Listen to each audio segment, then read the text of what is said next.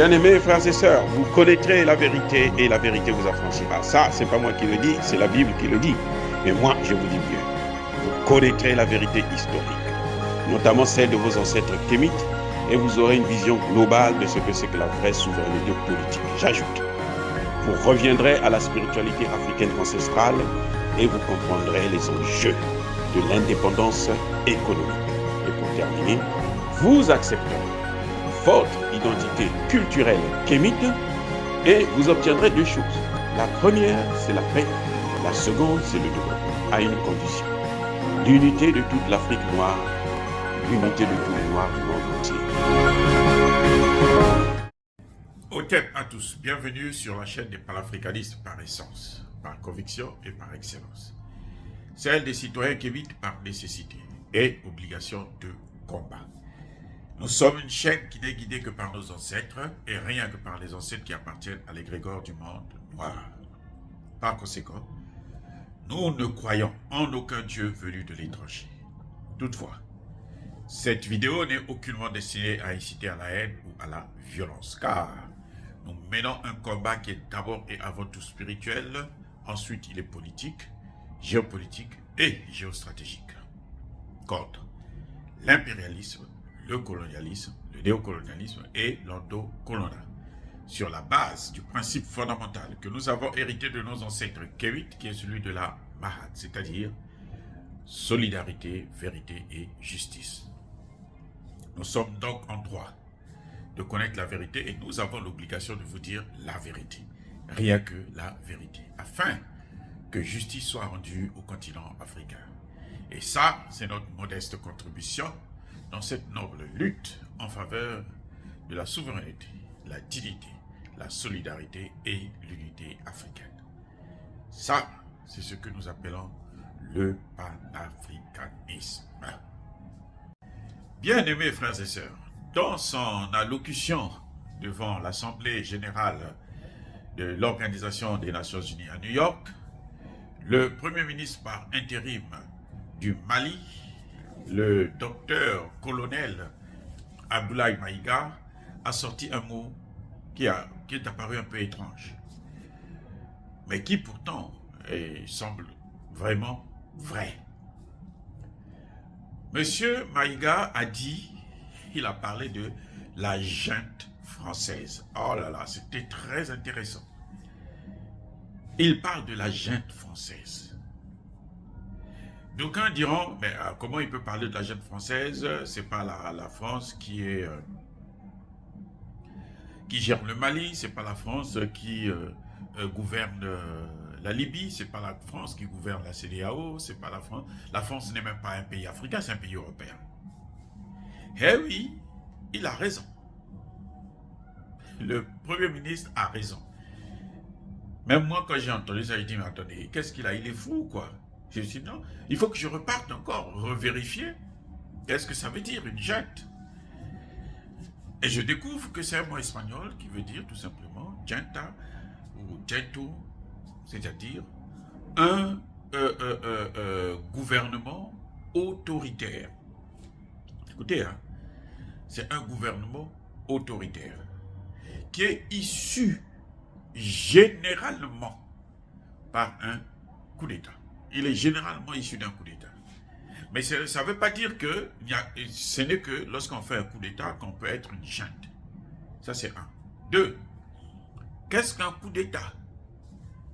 Là encore, je suis reparti voir le dictionnaire pour me rassurer que ce que je suis en train de voir là, c'est en fait, c'est la vérité.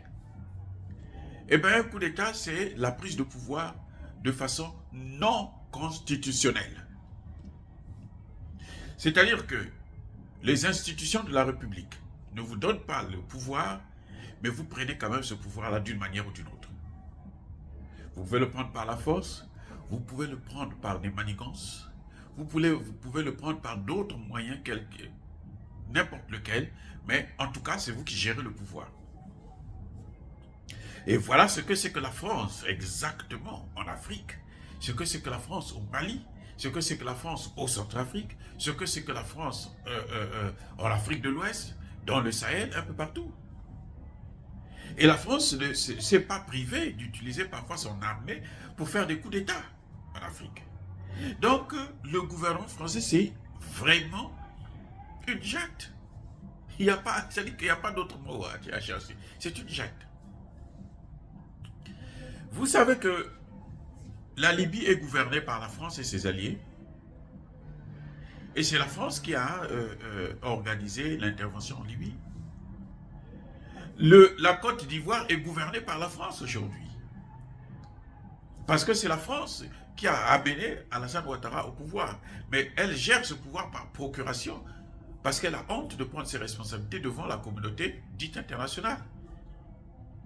Et ce que la France a fait là, c'est ce que maintenant, même d'autres pays européens et les États-Unis veulent faire.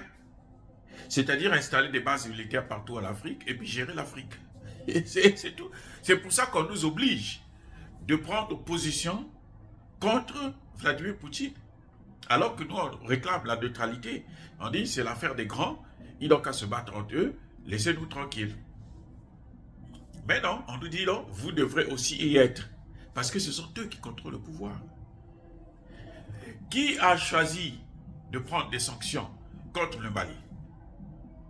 Ce n'est pas la CEDEAO en tant que telle. Ce n'est même pas Alassane Ouattara. Mais c'est Emmanuel Macron qui a pris la décision qu'il fallait le punir. Nous avons tous entendu quand Emmanuel Macron a dit sur Mondovision, il dit que je veux prendre des sanctions, nous allons prendre des sanctions, je veux parler avec le président de la CEDEAO qui va prendre des sanctions. Et chaque fois qu'on a pris des sanctions contre le Mali, eh bien, la France avait déjà, Emmanuel Macron avait déjà, comme par hasard, puisqu'il se vantait d'avoir le contrôle de la situation, il disait déjà que je prenais telle ou telle sanction. Parce que ce n'est pas dans l'esprit des Africains. Vous voyez ce que Ombalo a dit, c'est pas lui qui parle, c'est la France qui parle à travers lui. On lui a dit ceci, lui, comme c'est un bon répétiteur, bon, il récite sa leçon. Donc, la France, c'est vraiment une junte. C'est une junte. Le gouvernement français, c'est une junte. En tout cas, en Afrique. Parce que c'est elle qui gouverne le continent africain, notamment les pays francophones. Tous les pays francophones, c'est elle qui gouverne, c'est elle qui est le maître. Quand elle dit quelque chose, il faut que ça se fasse. Si ça ne se fait pas, vous avez des problèmes après, puisque c'est elle qui gouverne, c'est elle le patron. Vous subissez des sanctions quand vous ne faites pas ce que la France vous demande. La CEDEAO n'a pas la culture, les pays de l'Afrique de l'Ouest n'ont pas cette culture de sanctionner un pays qui est déjà en difficulté. Même quand quelqu'un fait du mal, notre culture à nous, Africains, c'est de le ramener à la raison. C'est de le rééduquer. Pas de prendre des sanctions. Les sanctions, c'est comment dirais-je, leur culture, leur tradition. On le voit avec les États-Unis. C'est pareil. Et les Français ne font que copier ce que leur grand frère fait. Non. Le Premier ministre malien a dit les mots justes.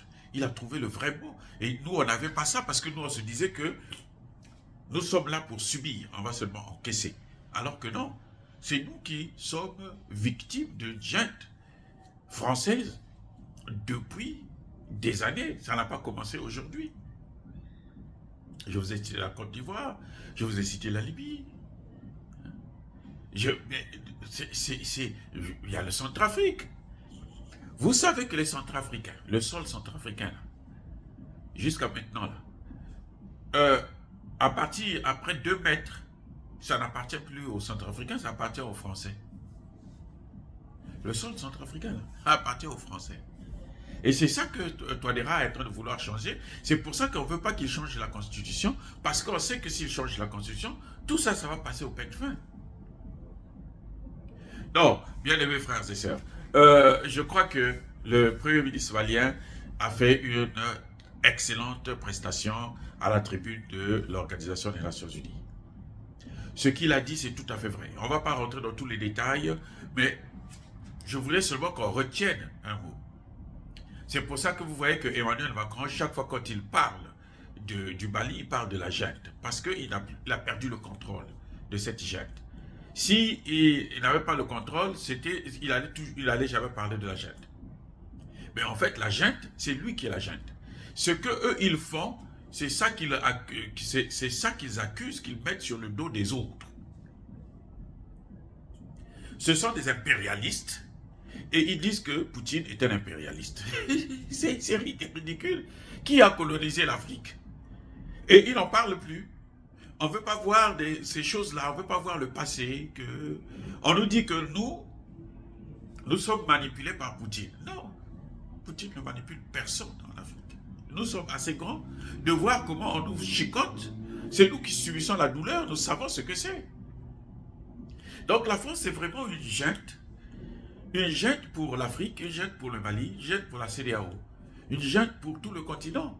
C'est pour ça que c'est elle qui rédige nos résolutions au niveau des Nations Unies. C'est la France qui rédige ça. Et c'est ça la junte. Eh oui, c'est ça une junte. Dire cela, c'est inciter à la haine ou à la violence. Non. Je voulais seulement confirmer ce que a dit le Premier ministre malien en nous rappelant que la France elle-même, c'est une junte.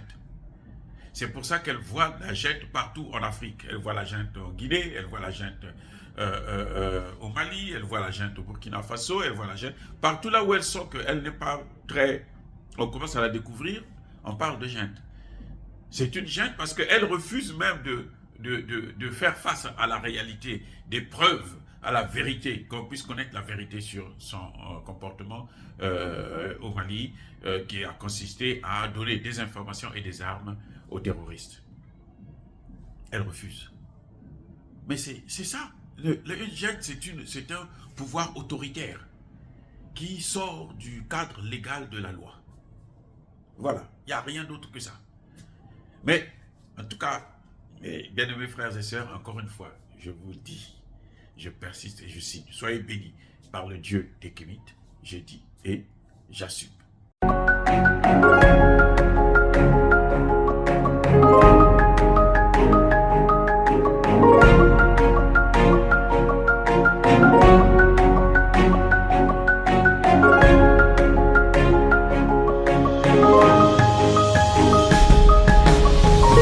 Eux, ils marchent par la foi et non par la vue. Mais moi, je vous conseille vivement de marcher par la connaissance scientifique et historique, notamment celle de nos ancêtres kémites, par les 5 sens et par l'intelligence. Abou Abia.